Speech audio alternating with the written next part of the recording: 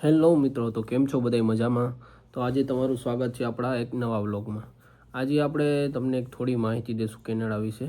એ પહેલાં હું તમને મારો એક ટૂંકો પરિચય આપી દઉં કે મારું નામ શું છે અને હું કઈ વિઝા ઉપર આવ્યો એ.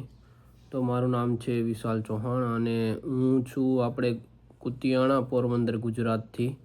તો જે પણ મિત્રો મારો વિડીયો જોતા હોય અને પોરબંદર અને એની આજુબાજુના કોઈ વિસ્તારના હોય તો આપણો કોન્ટેક કરજો. અને અત્યારે હું રહું છું આપણે બ્રિટિશ કોલંબિયા રાજ્યના વિક્ટોરિયામાં. તો વિક્ટોરિયા આજુબાજુ કોઈ હોય તો પણ આપણને મેસેજ કરજો, તો આપણને જરૂર એને મળશું. તો આપણો આજનો વિડીયો આપણે ચાલુ કરીએ છીએ કે અત્યારે બધાનો મેઇન પ્રશ્ન એ હોય છે કે કેનેડા આવવું જોઈએ કે નહીં. કેમ કે અત્યારની સિચ્યુએશન એવી છે કે બહુ પીઆર ટફ થઈ ગયું છે. દિવસે ને દિવસે બધા રૂલ્સ ચેન્જ થાય છે. બધાએ અમુક ફિલ્ડ જેમ કે કુકિંગ જે કરતા હતા એની પીઆરમાંથી સ્ટ્રીમ કાઢી નાખી છે. અમુક સ્કિલ ટ્રેડવાળાનું એવી રીતે છે. તો અત્યારે કેનેડા આવવું જોઈએ કે નહીં, તો એના બે આન્સર છે. એક તો હા અને એક તો ના. પહેલાં આપણે વાત કરીએ કે કેને આવવું જોઈએ. જેમ કે જેને આવવું હોય એને ત્યાંથી 11-12 કરી અને અહીંયા ગ્રેજ્યુએશન માટે આવતા હતા, એના બદલે ગ્રેજ્યુએશન ઇન્ડિયામાં કરી અને માસ્ટર માટે આવે તો એના માટે સારું રહે. કેમ કે એના બધા ઘણા રીઝન છે. જેમ કે માસ્ટર માટે આવો તો તમારે 2 વર્ષનું માસ્ટર હોય છે. 2 વર્ષના માસ્ટર પછી તમે તમારી ફિલ્ડ જોબ ગોતો તો તમને પછી તમારા આગળ પીઆરનો ચાન્સ મળી શકે. જો તમે +2 કરીને એટલે કે 12 કરીને તમે આવ્યા અહીંયા કેનેડામાં, તો તમારે એક તો પહેલાં બેચલર કરવું પડે. બેચલરમાં હોય 4 વર્ષ. 4 વર્ષની ફીસ બહુ વધારે થઈ જાય અને 4 વર્ષ સુધી તમારે પાર્ટ ટાઈમ જોબ કરવી પડે. કંઈ સેવિંગ ન થાય, ક્યારેક જોબ મળે ન મળે, એવું બધું હોય છે.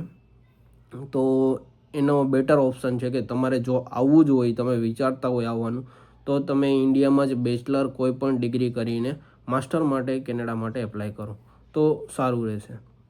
અને બીજું એ કે તમે એવું અત્યારે સિચ્યુએશન એવી છે તો અત્યારે એવું ના વિચારતા કે મારા પીઆર થઈ જ જશે, તો હું અત્યારે જાઉં તો મારું 2-3 વર્ષમાં પીઆર થઈ જ જશે. અત્યારે સિચ્યુએશન અલગ છે. કાયમી ને કાયમી રૂલ ચેન્જ થાય છે. તો એ પ્રમાણે પણ જોવાનું રહે છે. અને કેને ન આવવું જોઈએ, જે એવા લોકોને ન આવવું જોઈએ જે ત્યાં ઓલરેડી જોબ કરે છે. જોબ પણ કેવી, જેમ કે મંથલી 50,000 60,000ની ઇન્કમ છે. એવા લોકોને ન આવવું જોઈએ કેનેડામાં. કેમ ન આવવું જોઈએ એના પણ ઘણા રીઝન છે. કેમ કે તમે અહીંયા કેનેડામાં આવશો તો તમે ત્યાં કોઈ પણ 50,000ની કે 60,000ની કે કોઈ પણ તમે આઈટી ફિલ્ડની જોબ કરતા હોય કે કોઈ પણ બીજી સારી પોઝિશન ઉપર હોય, અહીંયા આવીને તમારે કેનેડામાં એકદમ ઝીરોથી ચાલુ કરવું પડશે. ઝીરોથી એટલે કે તમે અહીંયા આવ્યા કોઈ પણ વિઝા ઉપર તો તમને જોબ મળે ન મળે, ક્યારેક કોઈને 1 મહિનો ન મળે, 2 મહિના ન મળે. હું જ્યારે આવ્યો હતો ત્યારે મારી સાથે જે 1-2 સ્ટુડન્ટ આવ્યા હતા અને બીજા વર્ક પરમિટવાળા હતા જેમ કે મારી જેમ, તો એ લોકોને 4-4 મહિના સુધી જોબ નહોતી મળી. તો અહીંયા આવીને બધું પછી બહુ હેન્ડલ કરવું અઘરું થઈ જાય છે. તો જે લોકો ઇન્ડિયામાં 50,000થી 60,000ની જોબ કરતા હોય એ લોકોને જો કેનેડા આવવાનું વિચારતા હોય તો એકવાર જરૂર આગળનું પણ વિચારવું જોઈએ કે અહીંયા આવીને ઝીરોથી ચાલુ કરવું પડશે. એવું નથી કે તમે કેનેડામાં લેન્ડ થયા એટલે તમને બીજા જ દિવસે જોબ મળી જાય.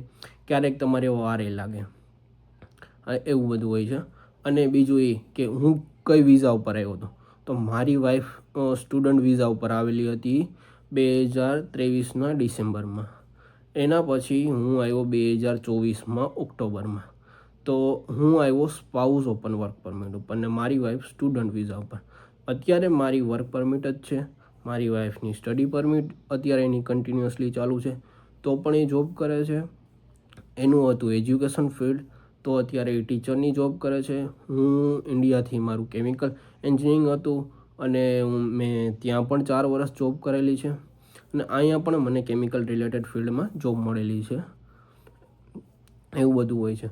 તો જે લોકો ઇન્ડિયાથી કેનેડા આવવા માગતા હોય તો ખાસ કરીને એને બેચલર ત્યાં કરીને જ અહીંયા માસ્ટર માટે આવવું જોઈએ.